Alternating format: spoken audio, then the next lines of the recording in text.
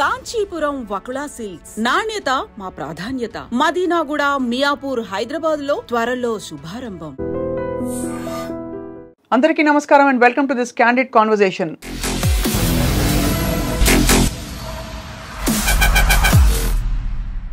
కొన్ని రోజుల క్రితం, బహుశా వారం రోజుల క్రితమే, రజిత మైనంపల్లి అనే ఒక ఉద్యమకారిణి అండ్ స్పీకర్, అనేక ఛానల్స్లో గొప్ప కుటుంబ విలువల గురించి అనేక విషయాలు చెప్పే ఈ వ్యక్తి జీవితంలో ఒక దారుణమైన విషాదం చోటు చేసుకున్న సంఘటన మనందరం చూసాం.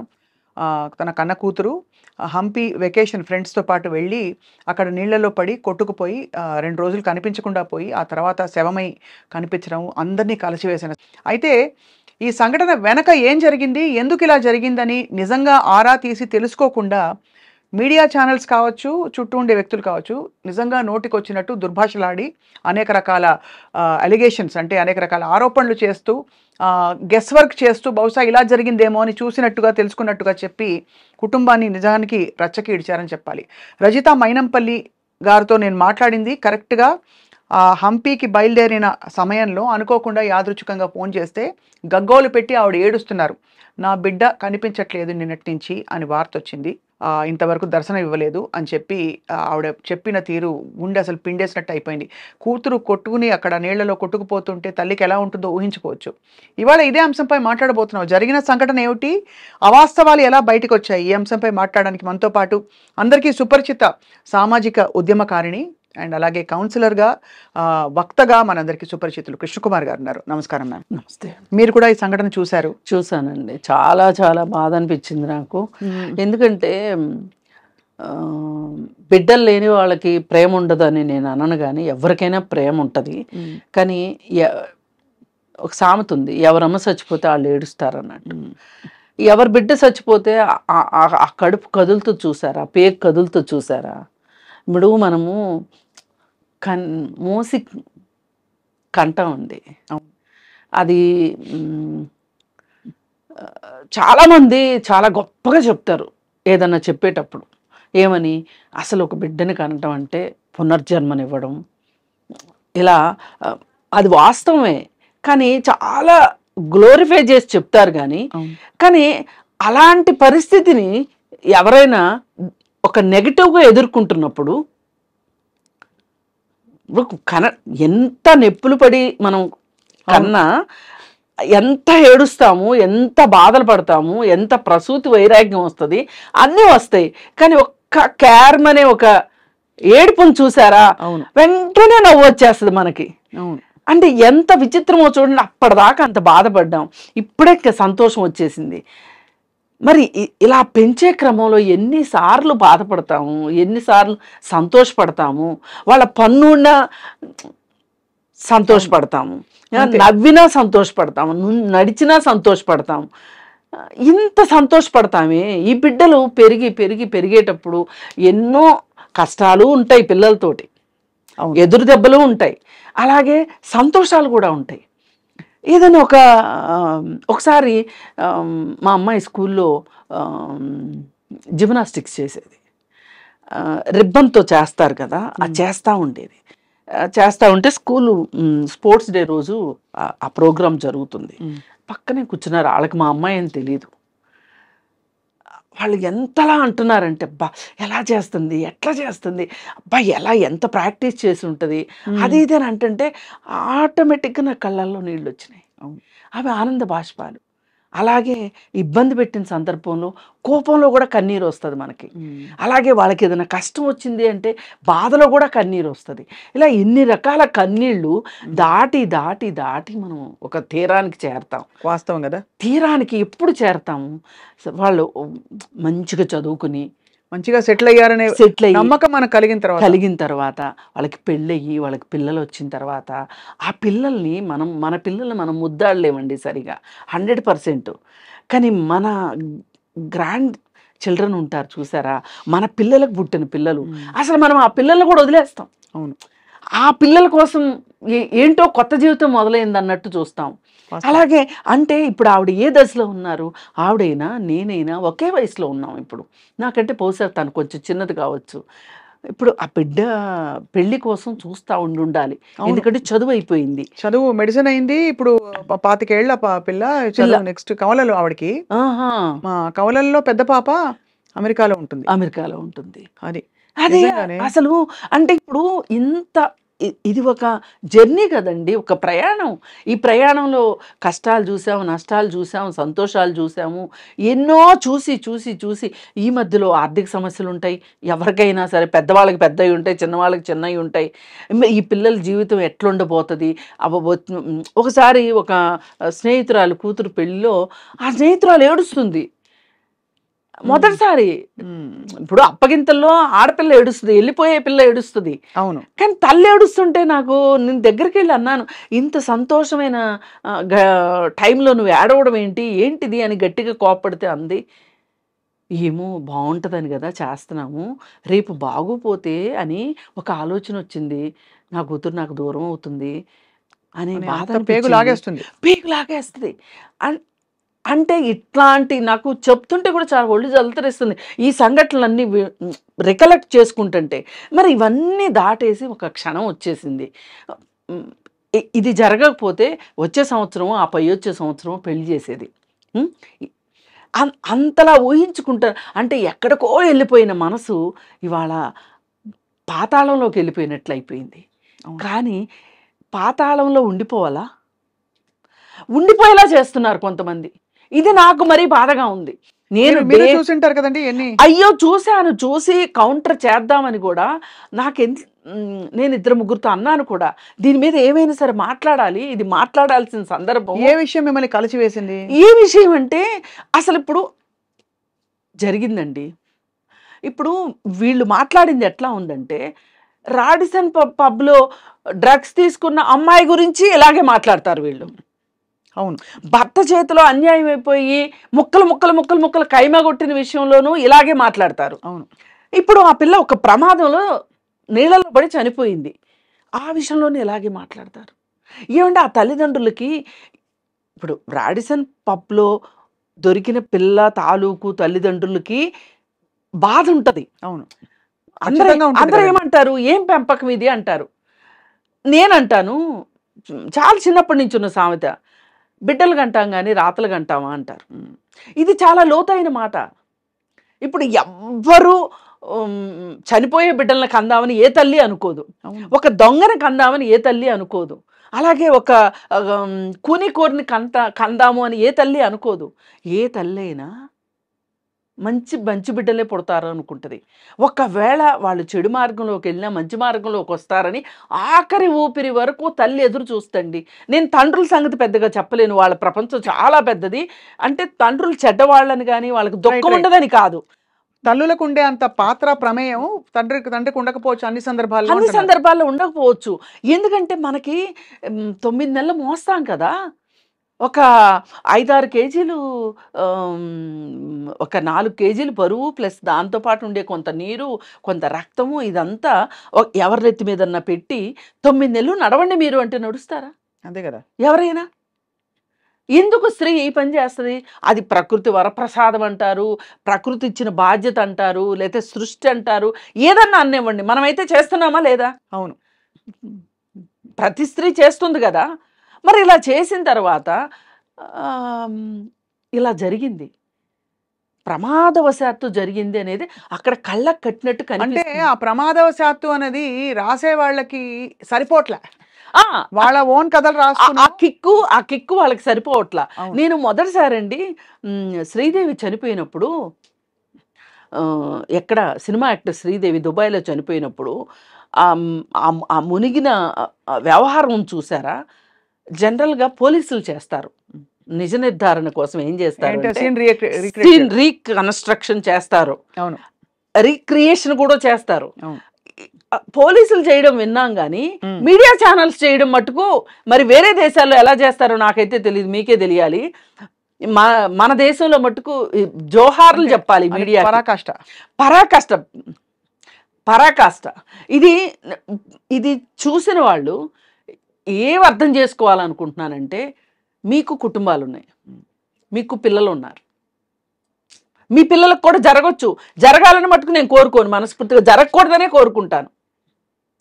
మరి మీ పిల్లలకు జరిగినప్పుడు కూడా ఇలాగే యాగి యాగి చేసి ఒక ఏది బాసర్లపల్లిలో ఒక విస్ఫోటనం జరిగింది చూడండి. అవును, అట్లా వీళ్ళు దాన్ని ఒకళ్ళేమో ఆత్మహత్య అని క్వశ్చన్ మార్క్, ఇంకోళ్ళు లవ్ ఫెయిల్యూర్, ఘోరమైన నిజాలు బయటికి వస్తున్న ఘోరమైన ఏమున్నాయండి ఇంతవరకు? అమ్మాయి మనకు తెలుసండి, ఆ అమ్మాయి నేను వెళ్ళి రజిత గారిని పలకరించాను, పరామర్శించి వచ్చాను. ఆ అమ్మాయి ముందు రోజు రామకోట రాసుకుంది అక్కడ యాదృచ్ఛికంగా, అంటే ఫ్రెండ్స్తో వెళ్ళిన ఎక్స్కర్షనే. అది హనుమంతుడి జన్మస్థలం అని తర్వాత తెలిసింది.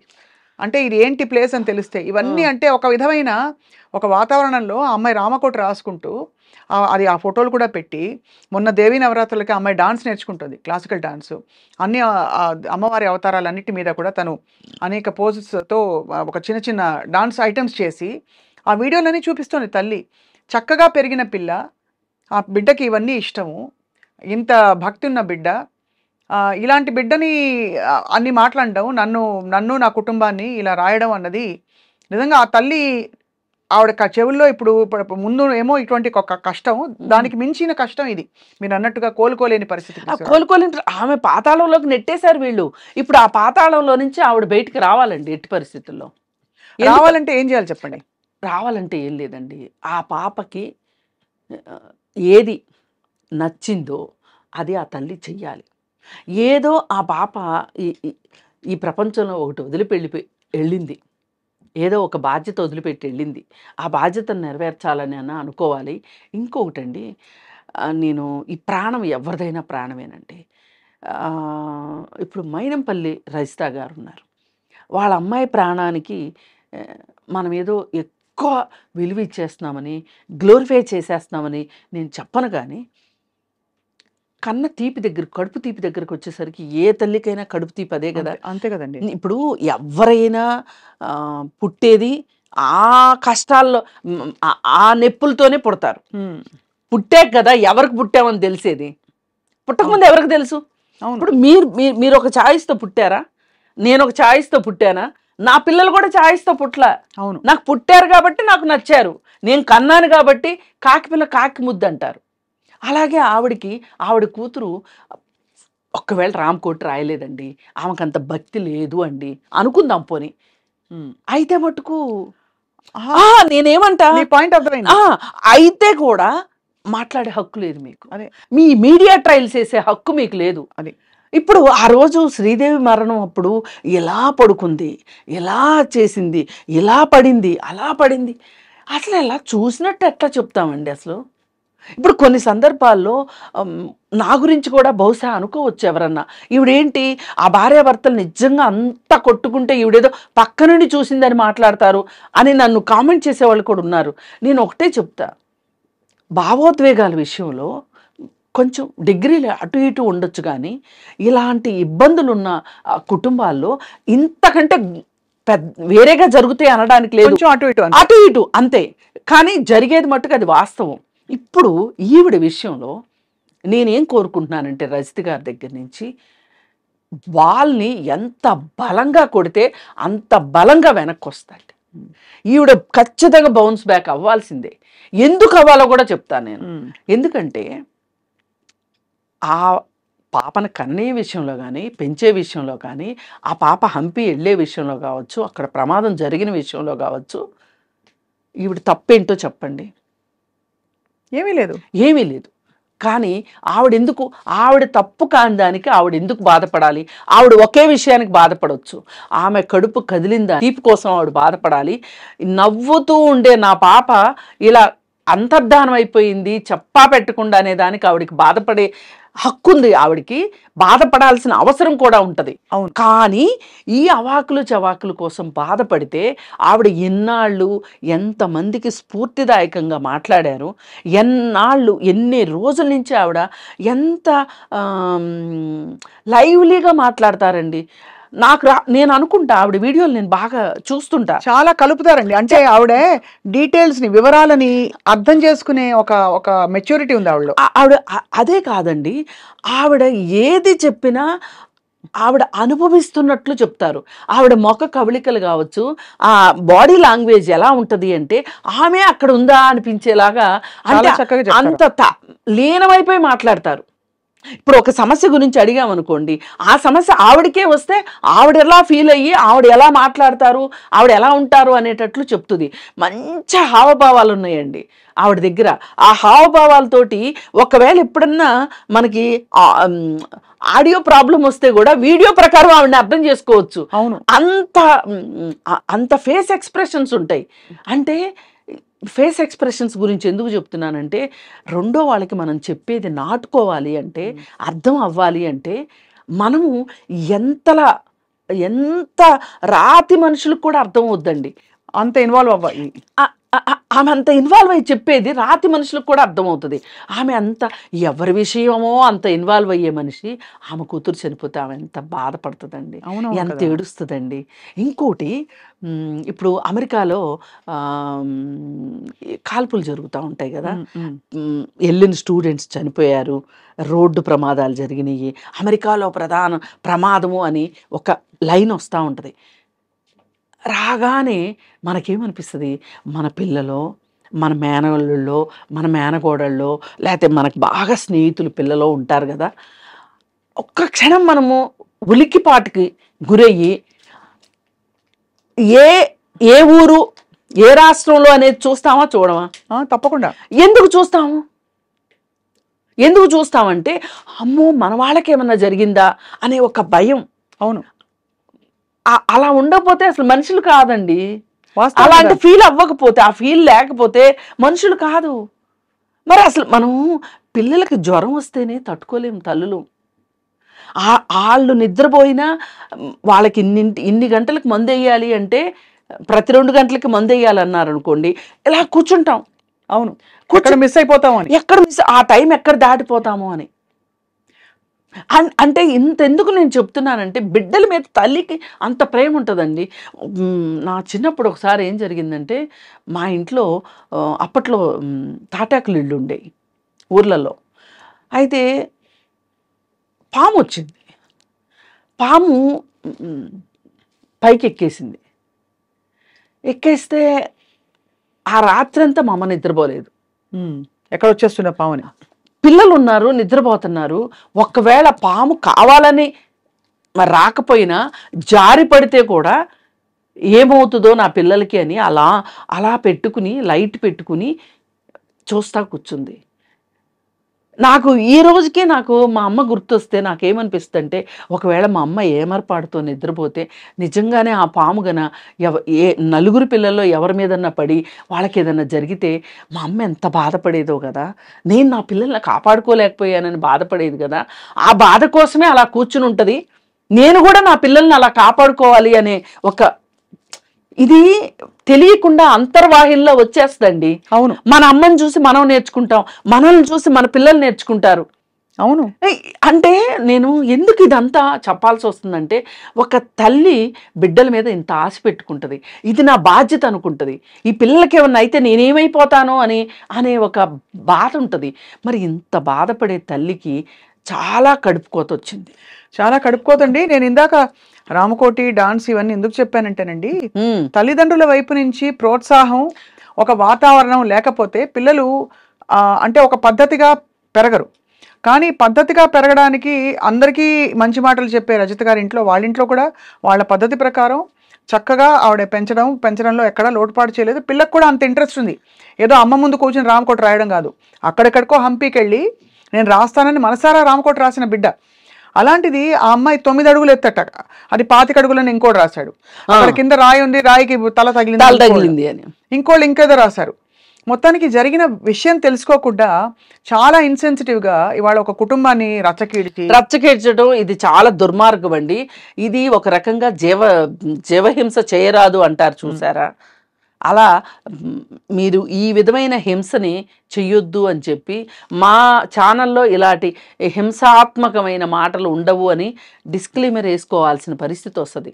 అంటే ఇప్పుడు సినిమాల్లో వేస్తుంటారు చూడండి స్క్రీన్ మీద, ఈ సినిమాలో జంతువుల్ని పక్షుల్ని వాడలేదు అన్నట్లుగా మా ఛానల్లో ఇట్లాంటివి మేము చెయ్యము అని రాసుకోవాల్సిన పరిస్థితి వస్తుంది. అంటే మనం ఎక్కడో ఏమైపోయిందంటే దారి తప్పిపోయాం కృష్ణకుమార్ గారు. దారి తప్పిపోయాం. ఏంటంటే మనం ముందే కథ రాసేసుకుంటున్నాము, ఆ కథకి అతికేలాగా జరుగుతున్న సంఘటనలని అందులోకి తోస్తాం, మన నెరేటివ్ రాసేసాం ఆల్రెడీ. ఆహాహా, మనము ఫలితాల మీద మాత్రమే దృష్టి పెట్టిన మనుషులు. ప్రయాణం వీళ్ళకి ఇంపార్టెంట్ కాదు, ఫలితమే ఇంపార్టెంట్ అనుకున్నప్పుడు ఇలాగే చేస్తారు. వీళ్ళకి కావాల్సిందే టీఆర్పీ రేటింగ్ కావాలి వీళ్ళకి. ఆ రేటింగ్ కోసం వీళ్ళని ఒక రకంగా యాజమాన్యాలు కూడా బాధ్యతారహితంగా, అలాగే వీళ్ళు వ్యక్తులు కూడా బాధ్యతారహితంగా వాళ్ళని వాళ్ళు నిరూపించుకోవాలి, వేరతాళ్ళు వేయించుకోవాలి అనే ఉద్దేశంతో వాళ్ళేమో బండికి పచ్చిగడ్డి కట్టి పరిగెట్టిస్తున్నారు. గుర్రాన్ని ఎట్లయితే పరిగెట్టిస్తున్నారో వీళ్ళు కూడా అలాగే పరిగెడుతున్నారు. వీళ్ళు ఒక మనస్తత్వం ఎలా అయిపోయిందంటే ఒక రేసు కుక్కల మాదిరి తయారైపోయింది వీళ్ళ మనస్తత్వం. ఎప్పుడు ఏం వస్తుందా, ఏ టాపిక్ వస్తుందా, రెడీగా ఉందాం మనం, అస్త్రశస్త్రాలు రెడీగా పెట్టుకొని, కెమెరాలు అవి రెడీగా పెట్టుకొని, యాంకర్లు రెడీగా పెట్టుకొని, ఇట్లాంటివి మాట్లాడడానికి కొంతమంది యాంకర్ని స్పెషల్గా ట్రైన్ చేస్తున్నారా అనిపిస్తుంది. అసలు వాళ్ళు ఎట్లా చెప్తారంటే, ఇప్పుడు సినిమా ప్లే అవుతూ ఉంటే, మనం సినిమా చూస్తూ ఉంటే పక్కన బ్యాక్గ్రౌండ్ మ్యూజిక్ వస్తూ ఉంటుంది చూడండి, అలాగా. అదే అలా అంటే ఒక నాటకీయంగా ఆ అమ్మాయి వెళ్ళి నిలబడిన సమయంలో వెనక నుంచి ఎవరైనా వచ్చారా, తోసారా అంటే అసలు అక్కడ ఆస్కారం కూడా ఉండని విషయాలని ప్రస్తావించి మరింతగా దాన్ని సాగదీసి, అంటే ఇది చాలా దురదృష్టకరమైన పోకడండి ఖచ్చితంగా. కానీ దీనికి విరుగుడు వస్తుంది, విరుగుడు వచ్చి అండ్ ఎలా అయితే చెడుని సహించకూడదో, భరించకూడదో, ఇలా జరిగినప్పుడెల్లా మీలాంటి వారు వచ్చి 4 అక్షింతలు వేస్తేనే ఖచ్చితంగా మాట్లాడాలండి. పైగా సరే ఇదే సంఘటన జరిగినప్పుడు మనం సరి అయిన వాళ్ళైతే ఏం మాట్లాడి ఉండొచ్చు అంటే, అయ్యో రజిత గారు ఎంతమందికి ఉత్తేజాన్ని ఇచ్చారు, ఎంతమందిలో ఒక ఆలోచన రేకెత్తించారు, ఆవిడ ఇలా అయిపోయి ఆవిడకి ఇలా జరిగింది, ఆవిడ ఎంత కష్టపడుతున్నారో అయ్యో అని ఆలోచించాలి ఒకటి. రెండోది ఏం చెయ్యాలి అంటే, అది బాధ్యత రహితంగా జరిగిందా, అనుకోకుండా జరిగిందా, ఎలా జరిగిందా అనేది కాసేపు పక్కన పెట్టి, ఈ ఘటన ఎవరికైనా ఒక గుణపాఠంగా ఉపయోగపడేలాగా వీళ్ళు చేసుంటే ఆ అమ్మాయి చనిపోయిన దానికి కొంత ఏదో, నేను సార్థకత అనే పెద్ద మాట అనను కానీ, ఇంకెవరన్నా జాగ్రత్త పడే అవకాశం ఉండేది, ఇంకొన్ని ప్రాణాలను రక్షించడానికి పనికొచ్చేది. అది చెప్పాల్సింది పోయి వీళ్ళు నోటుకొచ్చినట్లు పిచ్చ ప్రేలాపనలు. ఈ ప్రేలాపనలు కూడా సంధి ప్రేలాపనలు అంటారు చూడండి. మనిషి చచ్చిపోయే ముందు మాట్లాడుతూ ఉంటారు, ఎక్కడెక్కడయో గుర్తొస్తూ ఉంటాయి వాళ్ళకి. నేను వీళ్ళు మాట్లాడిందని నేను అలాగే చూస్తాను. ఆ పిచ్చి ప్రేలాపనలు, సంధి ప్రేలాపనలు మంచిది కాదు. అసలు వీళ్ళు ఒక పండగ చేసుకున్నట్లుగా, అంటే నేను ఇంకా బాగా చెప్పానంటే నేను ఇంకా బాగా చెప్పాను. ఇప్పుడు పైగా కొత్తగా ఏమైపోతుంది అంటే, ఈ స్క్రీన్స్ వచ్చేసినాయి, స్క్రీన్స్ ముందు నుంచొని మాట్లాడేసేయటం, అదేదో ఒక గొప్ప లాగా ఫీల్ అవుతున్నారు. మనకి టెక్నాలజీ వచ్చింది, దీన్ని పూర్తిగా వాడేసుకుంటున్నాం మనం అనే ఒక ఫీలింగ్ కూడా వీళ్ళకి కనిపిస్తున్నట్టుంది. ఏదైనా అవుట్కమ్ ఏంటి అంటే అదే డబ్బే.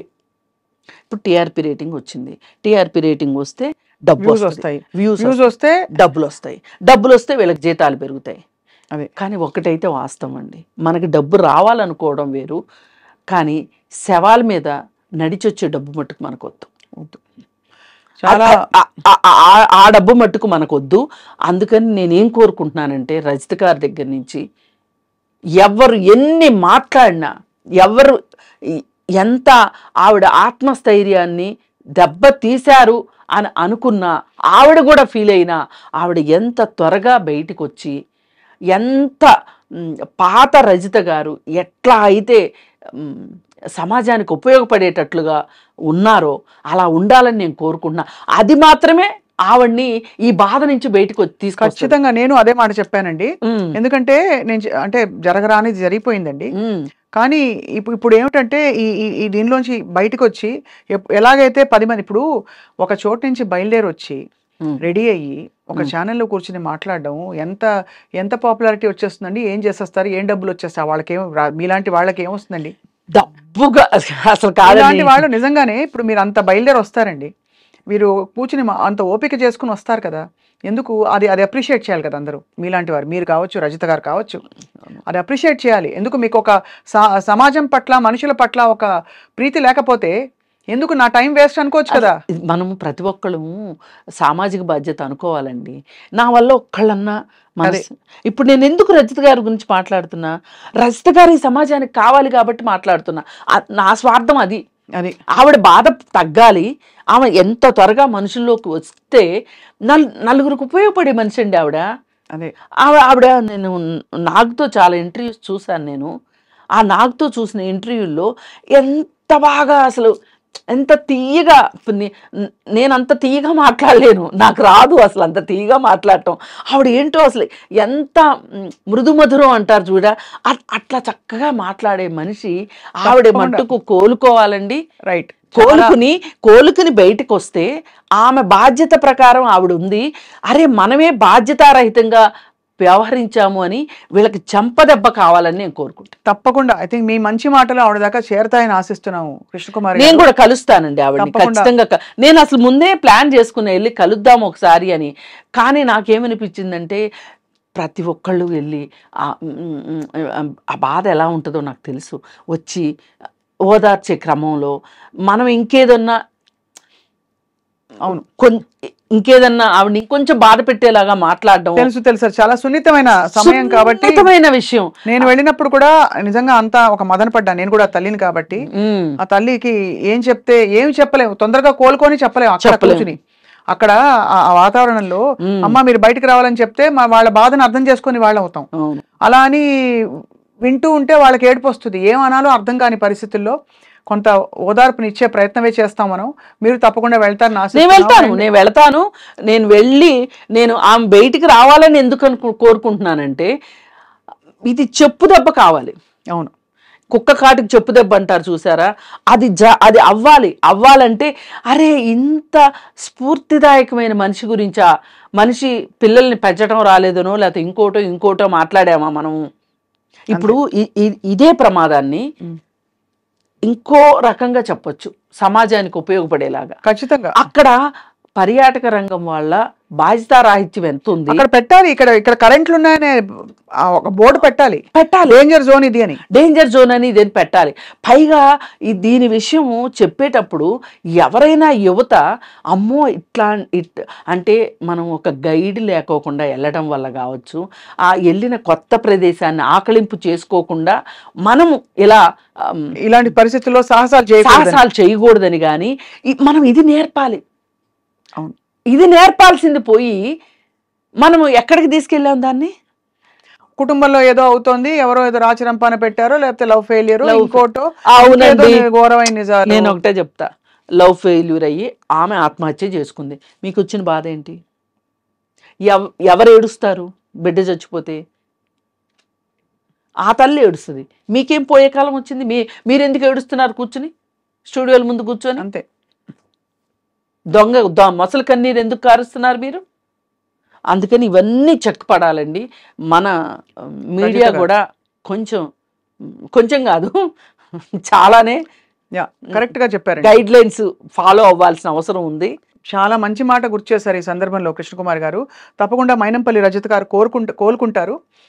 అతి త్వరలో ఆవిడ బయటకు వచ్చి ఎప్పట్లాగే అంటే జీవితంతో ఇంకా ఒక సంధి కుదుర్చుకోవడమో ఏమంటారు కదా, సమాధాన పడి పరిస్థితులతో పోరాడతారని చెప్పి, జయిస్తారని చెప్పి కోరుకుంటున్నాం. ధన్యవాదాలు కృష్ణకుమార్ గారు. ధన్యవాదాలు.